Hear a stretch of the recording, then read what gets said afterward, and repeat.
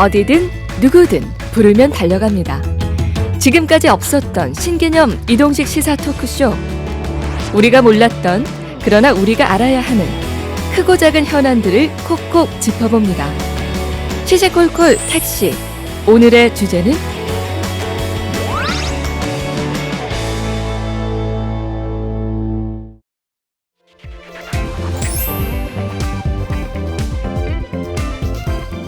자, 시시콜콜 택시 오늘도 현안이 아주 뜨겁습니다. 그렇습니다. 우리가 작년에 그 음식물 쓰레기 처리 문제로 이야기가 좀 시끌시끌했다면 그렇죠. 이번에는 생활 쓰레기예요. 이 문제 역시 만만치 않더라고요. 네. 그렇습니다. 바로 생활 쓰레기를 태워서 전기 에너지를 생산한다는 SRF 시설 때문인데 이 생활 쓰레기를 태운다고 하니까 소각장 이런 게 생각이 들어서 거부감이 확 들었다가 그러게요. 근데 또 전기 에너지를 생산을 한다고 하니까 이거 뭐 좋은 시설 아닌가 이런 생각이 들기도 하고 잘 모르겠어요. 너무 어려워요. 환경 오염의 네. 주범이다 하는 얘기도 있고 친환경 에너지다 뭐 이런 얘기도 있어요. SRF 많이들 모르실 건데 우리가 오늘 좀 조목조목 짚어보자고요. 그래야죠. 출발합니다.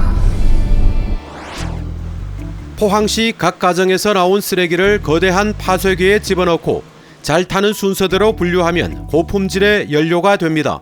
고형 쓰레기 연료의 첫 글자에서 따온 SRF 사업은 쓰레기 처리만이 목적인 기존의 단순 소각에서 벗어나 고열량의 연료를 태우고 전기 터빈을 돌려 전기까지 생산해냅니다.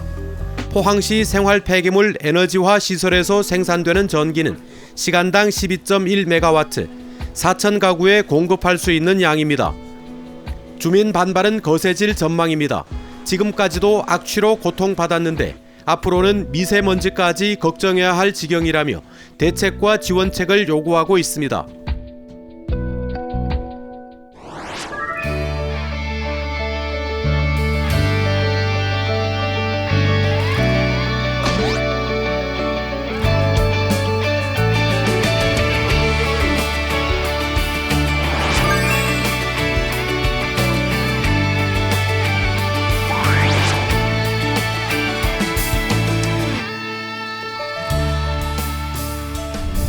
네, 요즘 뭐 한참 포항에서는 화제가 되고 있는 게 바로 이거잖아요.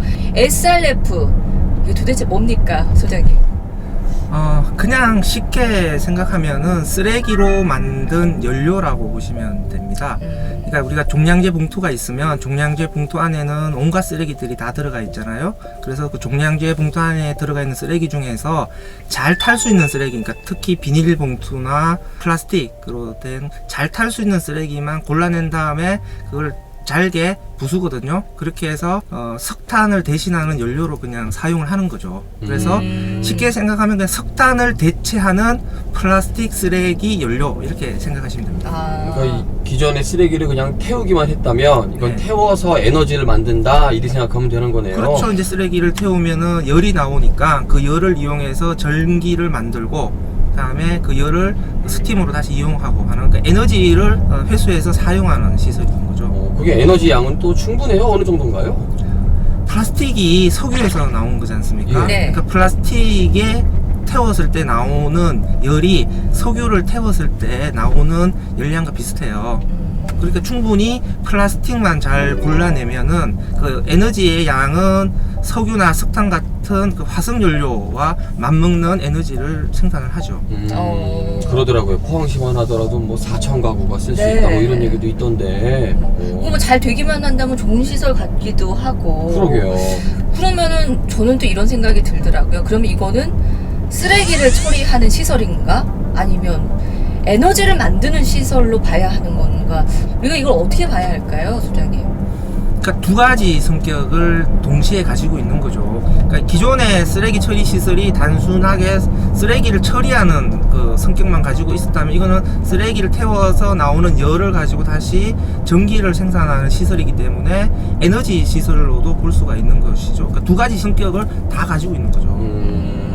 아니 뭐 이야기를 들어보면은 뭐 태우는 게 아니라 태워서 에너지를 만든다까지는 네. 알겠어요. 그럼 기존에 우리가 소각장이라고는 많이 알고 있었잖아요. 네. 이 소각장하고 SRF는 뭐 어떤 차이점들이에요? 그러면 일단은 소각장은 태우는 쓰레기가 가정에서 나오는 쓰레기를 선별하지 않은 상태에서 그냥 바로 태우는 거죠. 그러니까 뒤죽박죽된 쓰레기를 태우게 되면은 잘 안 타요.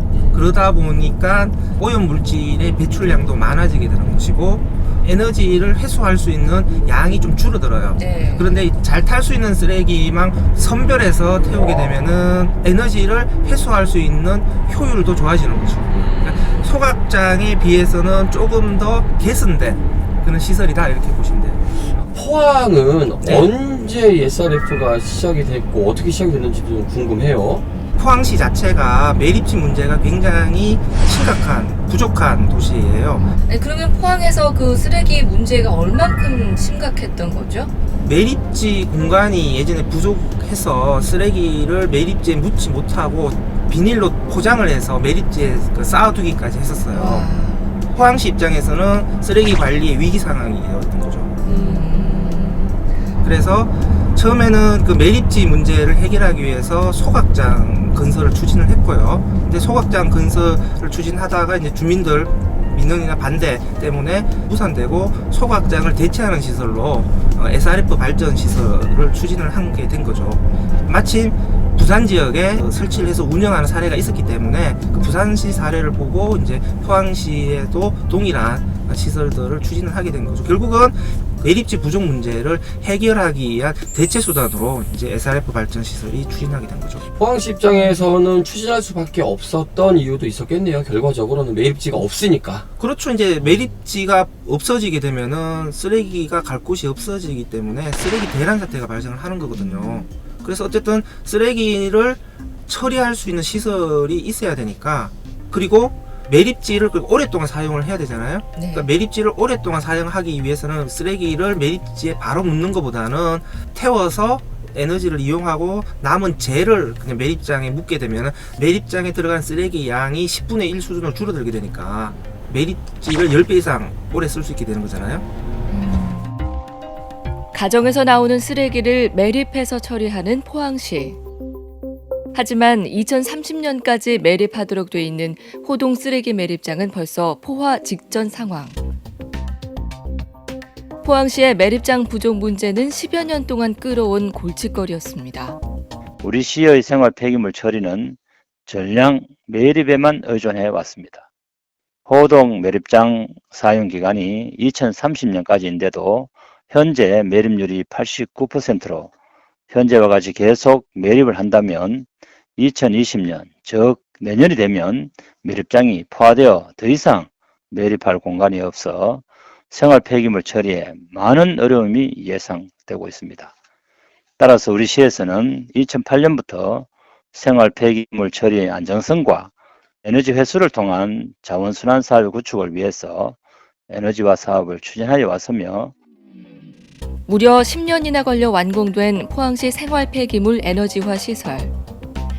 하지만 SRF 시설 인근 주민들은 쓰레기를 태울 때 나오는 분진과 유해물질, 그리고 쓰레기 운반 시 발생하는 악취 등 주민들의 건강과 안전에 대한 우려가 높습니다. 이 악취, 그다음에 미세먼지, 환경 호르몬, 소음 등 여러 가지 복합적이죠. 지금 소리 나잖아요. 소각장을 돌리고 있는데. 포항시 생활 폐기물 처리를 위해 필요한 시설이지만 인근 주민들의 불안과 고통 또한 외면할 수 없는 중요한 문제. 포항시 SRF 시설에 대한 더 깊은 이야기를 이어가 봅니다.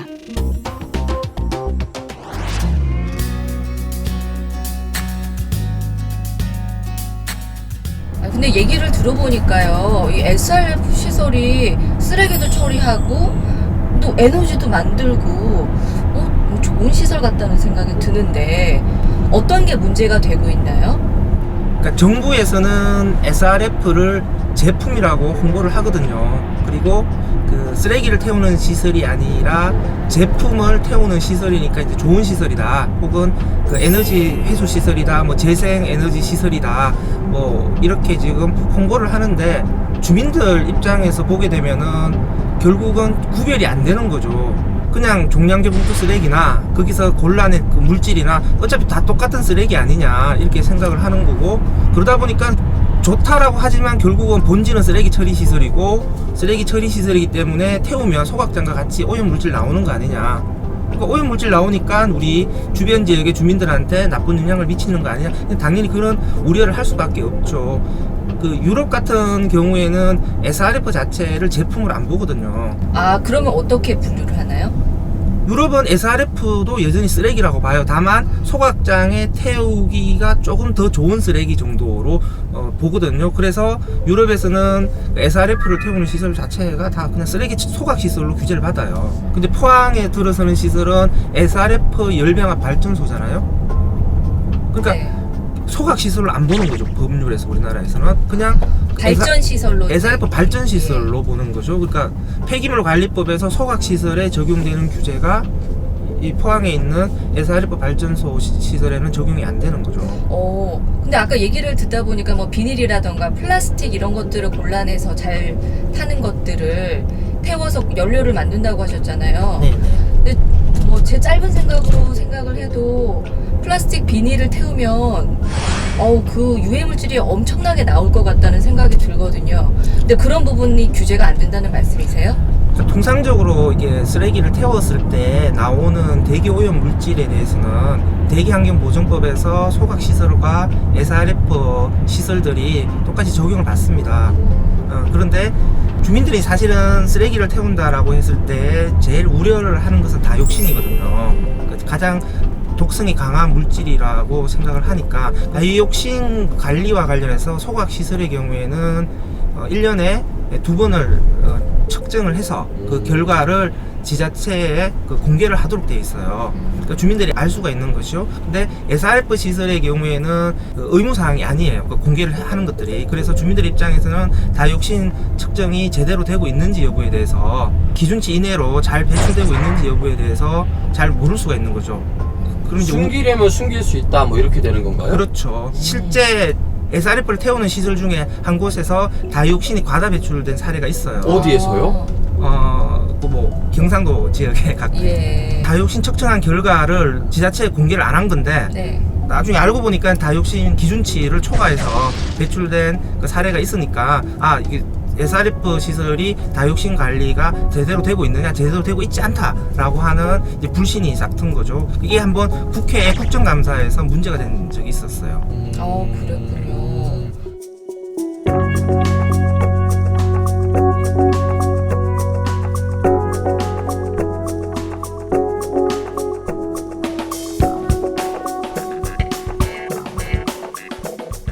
시설 있는 현장으로 도착을 했어요. 네. 지금 주민들의 이야기를 안 할 수가 없는데 우리 주민분들이 가장 우려하고 있는 부분 중에 하나가 바로 굴뚝 문제더라고요. 그렇습니다. 지금 뭐 이전에 얘기됐던 거는 뭐 79m 정도의 네. 굴뚝이 얘기 나왔다가 변경된 곳이 뭐 30m 얘기가 절반 나오는데 이하로. 이렇게 됐을 경우에는 네. 아무래도 대기 오염 문제를 가지고 걱정하시는 것 같아요. 의견은 어떠세요? 굴뚝이 높을수록 굴뚝에서 나오는 오염 물질이 넓은 지역으로 퍼지게 되거든요. 그러다 보면은 주변 지역에 떨어지는 오염 물질의 양이 줄어들죠. 그러니까 굴뚝이 높으면 높을수록 오염 물질은 더 멀리 가지만 주변 지역에 떨어지는 오염 물질의 양은 줄어드니까 주민들 입장에서는 굴뚝이 높을수록 좋다고 생각을 하죠. 일반적으로 이렇게 소각장을 건설하거나 할 때 굴뚝의 높이는 어느 정도예요, 보통? 대체적으로 지자체에서 생활 폐기물 소각 시설을 짓게 되면 굴뚝의 높이는 대략적으로 70m에서 100m 정도의 높이까지 올라가게 됩니다. 그럼 너무 낮은 거 아닌가요, 포항은? 굉장히 낮은 거죠. 그러니까 주민들이 그 부분에 대해서는 우려할 수밖에 없고요.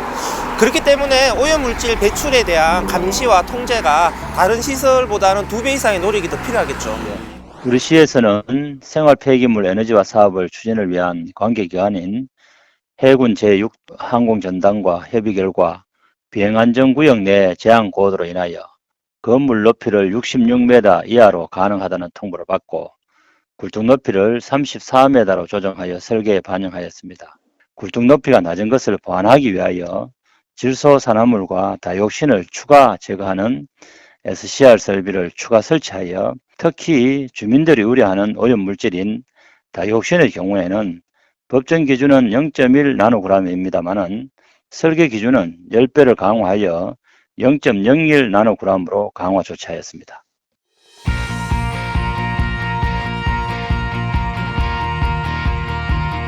지금 우리나라에 SRF 발전 시설들이 많이 들어서 있나요?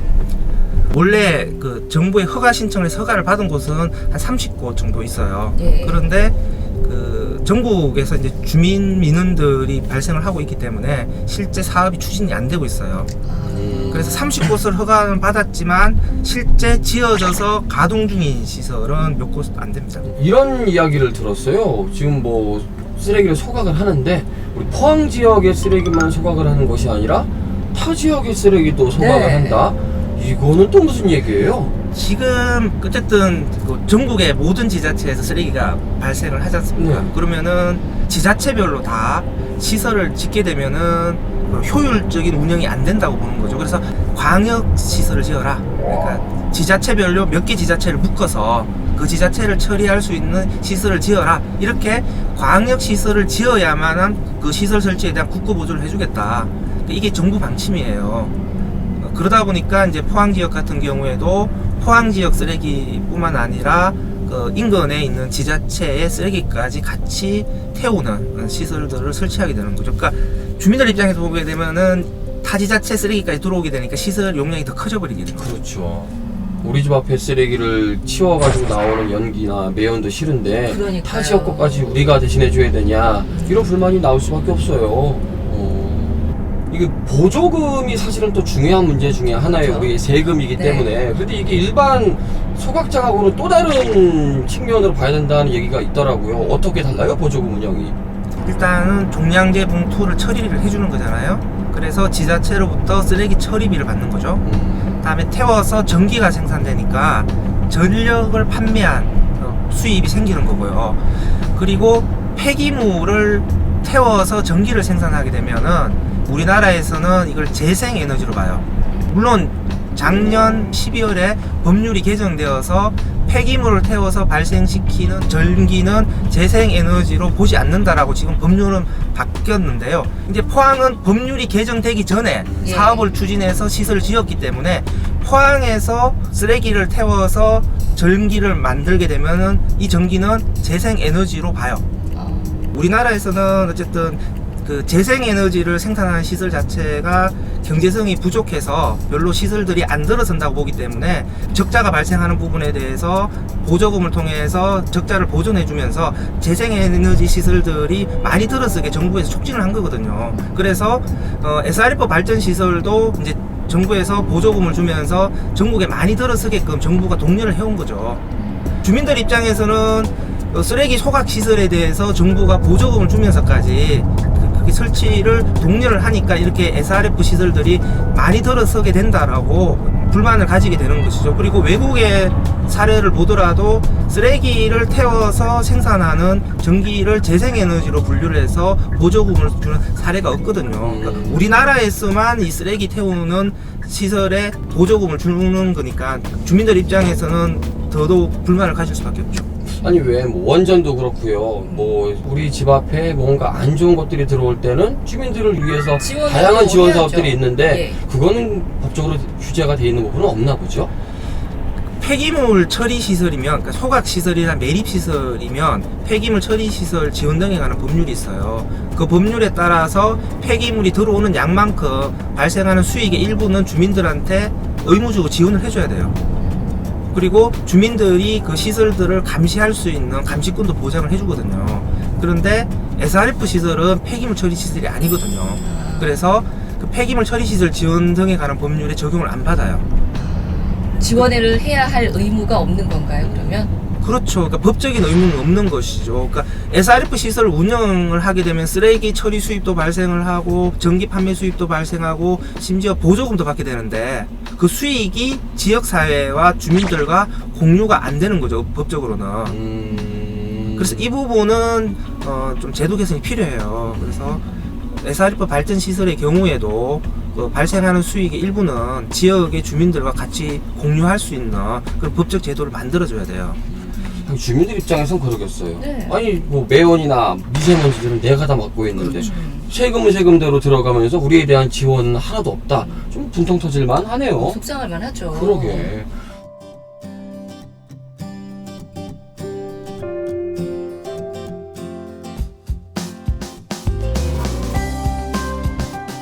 여러 문제들이 있지만 일단 가동은 됐습니다.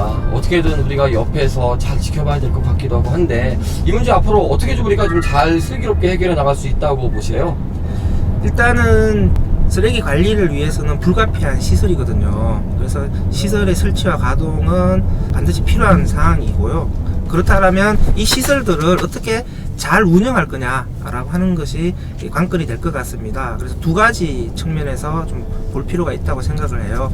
첫 번째는 포항시에서도 조례라든지 이런 식의 법적 근거를 가지고 주변 지역 주민들에게 지원을 해줄 수 있는 그런 제도적 근거를 만들 필요가 있습니다. 그래서 주민지원협의체도 만들고요. 발생하는 수입의 일부가 주민들에게 체계적으로 그리고 투명하게 사용될 수 있는 그런 그 근거를 만들어서 주변 지역 주민들도 시설의 가동에 따른 혜택을 볼 수가 있어야 된다는 것이고요. 두 번째로는 사업자 측에서 아무리 오염물질 관리를 잘 한다고 하더라도 사람이 하는 것이기 때문에 느슨해질 수도 있는 거거든요. 그래서 시설의 운영과 관련된 부분을 사업자에게 전적으로 맡겨둬서는 안 되는 것이죠. 그래서 주변 지역의 주민들이 그 시설이 잘 가동되고 있는지 여부에 대해서 감시할 수 있는 감시권을 보장을 해줘야 됩니다. 이런 감시권에 대한 보장도 역시 좀 제도적 근거를 마련해야 될 필요가 있는 건데요. 주민들이 직접 혹은 주민들이 추천하는 전문가와 같이 시설을 가서 시설의 운영 여부에 대해서 내역을 들여다보면서 문제가 없는지를 주민들이 확인을 할 수가 있어야 되는 거죠. 그래야만이 주민들이 시설 운영에 대해서 좀 더 안심할 수가 있는 거거든요. 그래서 주민들에 대한 지원 그리고 주민들의 시설에 대한 감시 이 두 가지가 앞으로 좀 보장이 되어야만 시설의 운영에 있어서도 주민들과 지자체와 사업자 측이 서로 합의해서 시설 운영을 잘 할 수 있을 거라고 봅니다. 매년 시설 운영에 따른 주변 영향조사를 실시하여 실제 주변 지역의 환경질을 검사할 계획이며 결과를 주민들에게 공지하도록 하겠습니다. SRF 반입 쓰레기 감시원으로 지역 주민을 채용하였으며 생활 쓰레기 이외의 쓰레기 반입을 철저히 감시하고 있으며 시설 운영에 따른 주민들의 의견에 귀 기울여서 주민들과 대화와 협의를 통해서 주민 의견을 적극 반영하도록 하겠습니다.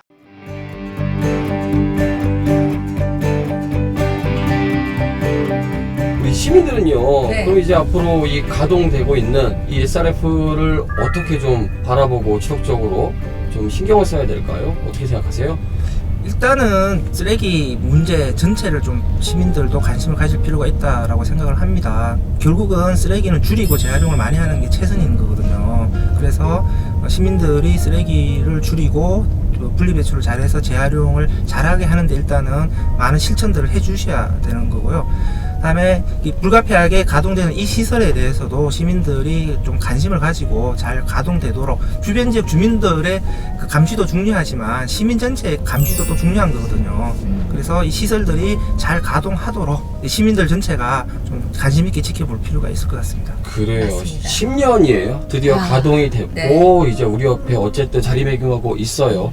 이렇게 자리매김 할 거면 기왕이면 앞으로 주민 간의 관계도 잘 정리됐으면 좋겠고요. 우리한테 꼭 필요한 그런 시설로 자리가 됐으면 좋겠습니다. 맞습니다. 소장님 오늘 말씀 잘 들었습니다.